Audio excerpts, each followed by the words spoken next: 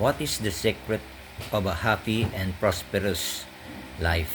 First of all, I would like to greet you. A happy new year, everyone. Peace be with you, everyone. God bless everyone. To God be the glory. Amen. Without the Lord Jesus Christ, we don't have Christmas. Without the Lord Jesus Christ in our life, we are nothing.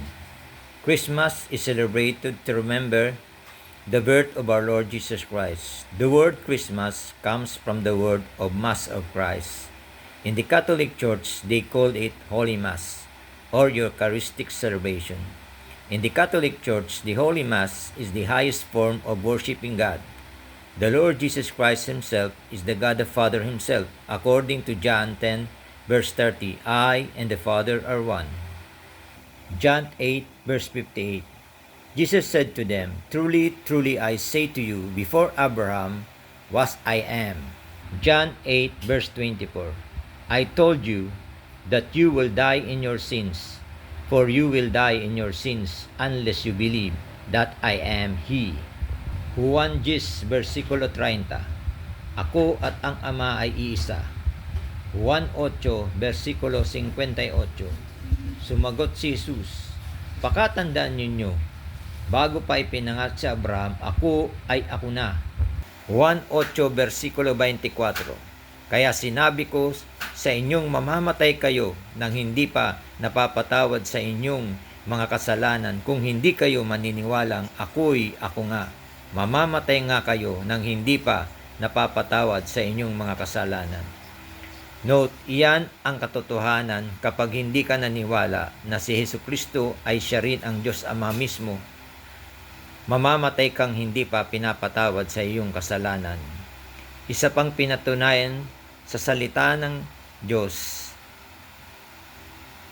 ang katotohanan tungkol sa Holy Mass ay ang receiving of Holy Communion dahil sa sinabi mismo ng ating Panginoong Kristo Jesus sa Juan 6, versikulo 53. Sinabi ni Jesus, pakatandaan ninyo, malibang kainin ninyo ang laman ng anak ng tao at inumin ang kanyang dugo, hindi kayo magkakaroon ng buhay.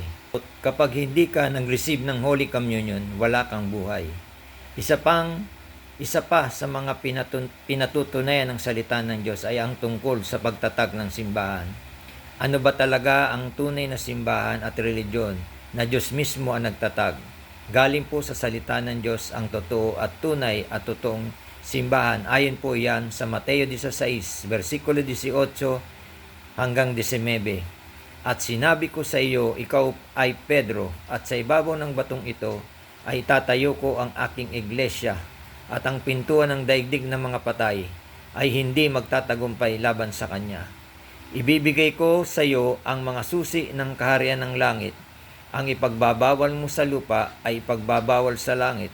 Ang ipahintulot mo sa lupa ay ipahintulot din sa langit. Si Kristo Jesus po mismo ang nagtatag ng Catholic Church, na ang ibig sabihin ay Universal Church, pangkalahatang simbahan. Bakit? Ito po ang sagot. Dahil po sinabi ng ating Panginoong Kristo Jesus sa Mateo 16, versikulo 18, sabi ni Kristo Jesus, itatayo ko ang aking simbahan. Ang binigyan niya po ng authority ng ating Panginoong Kristo Jesus ay si San Pedro, dahil siya po ang binigyan ng mga susi ng kaharian ng langit. Ang ipagbabawal mo sa lupa ay ipagbabawal sa langit, at ang ipahintulot mo sa lupa ay ipahintulot din sa langit. Si San Pedro ang unang Pope ng Catholic Church.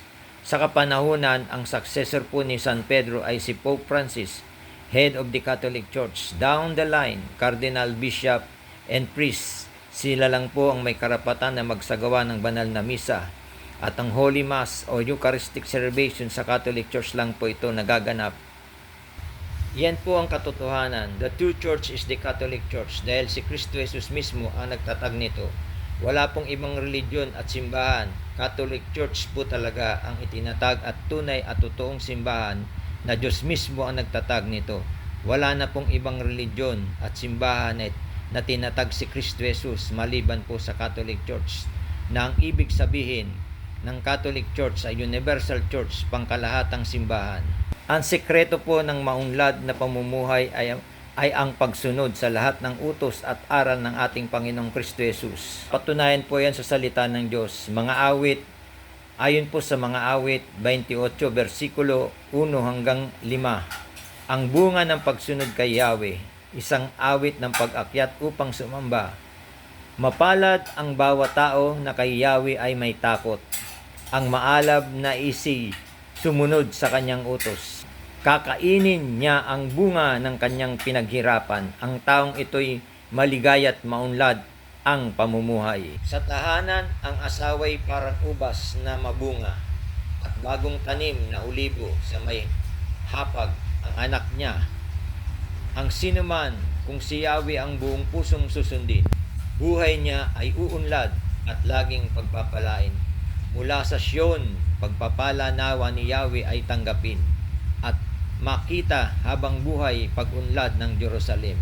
Ang maging iyong apo, naway yung makita rin, naway maging mapayapa itong bayang ng Israel. 2 Pedro 3 verse 17 to 18. Ngayon ito'y alam na ninyo mga kapatid, dapat kayong mag-ingat upang huwag kayong mailigaw na mga taong walang sinusunod na batas, sa gayon hindi kayo matinag sa iyong mabuting kalagayan.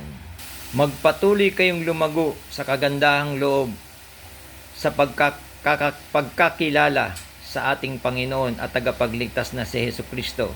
Sa Kanya ang kaluwalhatian ngayon at magpakailanman. Amen. Basahin po ninyo ang Bible at ang katotohanan po ay malalaman ninyo. Without Jesus Christ in our life, we are nothing.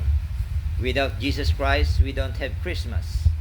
John 14 verse 6, Jesus Christ is the way, the truth, and the life. No one will come to the Father except through Jesus Christ Himself alone. John 10 verse 30, I and the Father are one. Therefore the Lord Jesus Christ Himself is the God the Father Himself. Praise to you, O Lord Jesus Christ. Amen. God bless everyone. To God be the glory. Amen. Happy New Year, everyone.